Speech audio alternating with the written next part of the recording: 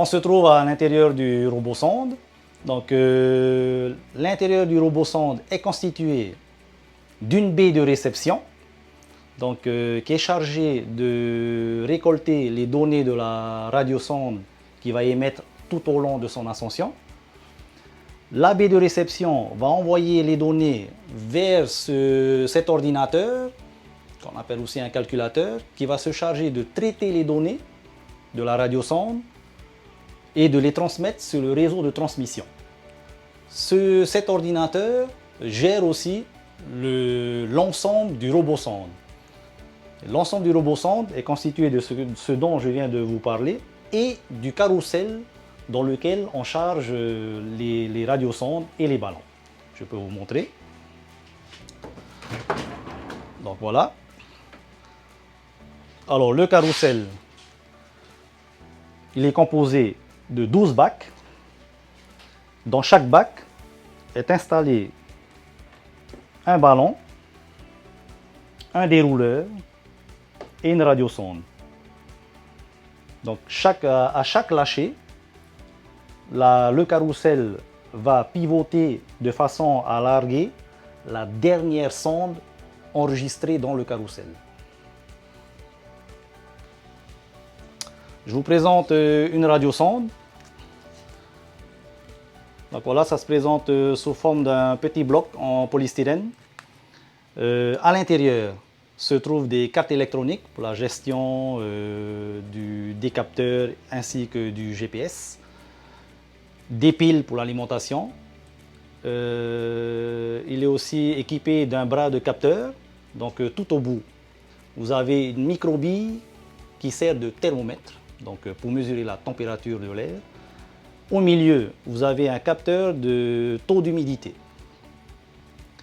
La vitesse du vent ainsi que la direction sont calculés à l'aide du GPS et de même que la pression par l'altitude GPS. Et enfin, une petite antenne radio pour la transmission des données. Donc là, je vais vous montrer comment on charge le carrousel. Donc là, on ouvre le logiciel et on va choisir par exemple le module 1. On allume la sonde.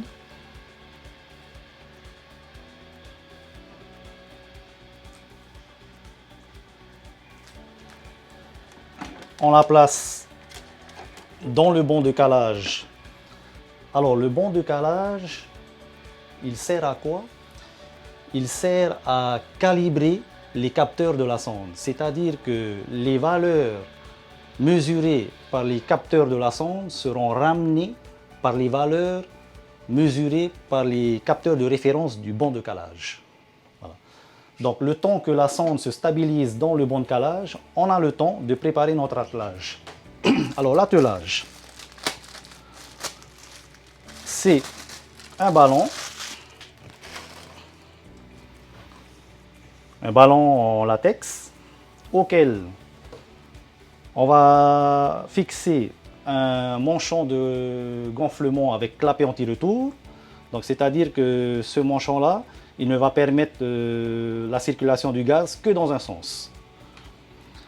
À ce manchon est fixé un dérouleur auquel sera rattachée la radiosonde.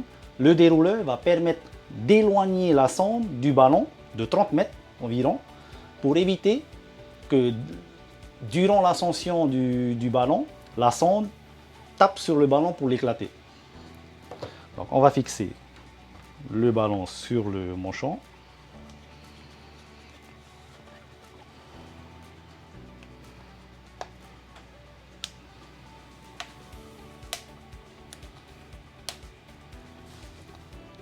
On assure la fixation à l'aide d'un petit collier.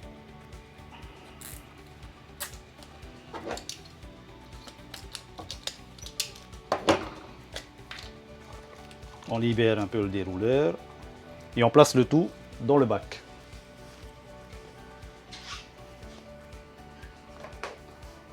Donc on place le ballon de façon à ce que quand il va se gonfler, il ne soit pas enroulé sur lui-même.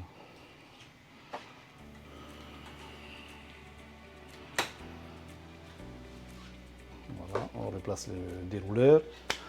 On revient à notre sonde.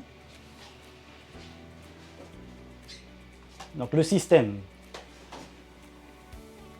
il nous montre que la radiosonde a une valeur en température de 26,3 et que le capteur de référence a une valeur de 25,8. Donc il propose de recaler la valeur de la radiosonde sur celle de la référence, 25,8. En humidité, par contre, on a deux valeurs différentes aussi. Donc pour la radiosonde, on a 65,7% de taux d'humidité et pour la référence, 66. Le système estime que le calage n'est pas nécessaire au regard du peu de différence qu'il y a entre les deux valeurs. Donc finalement, il garde la valeur de la radiosonde. Donc on accepte le calage. Donc la calibration des capteurs est faite.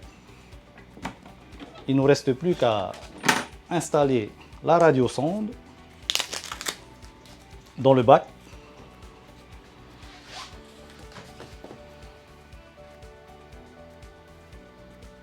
Et de l'attacher au reste de l'attelage.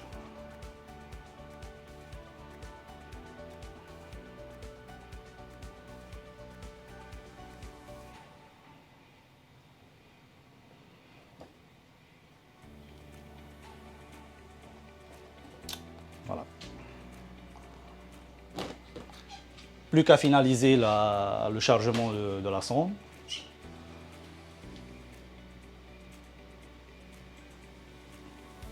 À ce moment-là, la sonde elle est mise en veille jusqu'à l'heure de son lâcher. Donc il ne nous reste plus qu'à attendre le prochain lâcher qui va se dérouler dans exactement 25 minutes.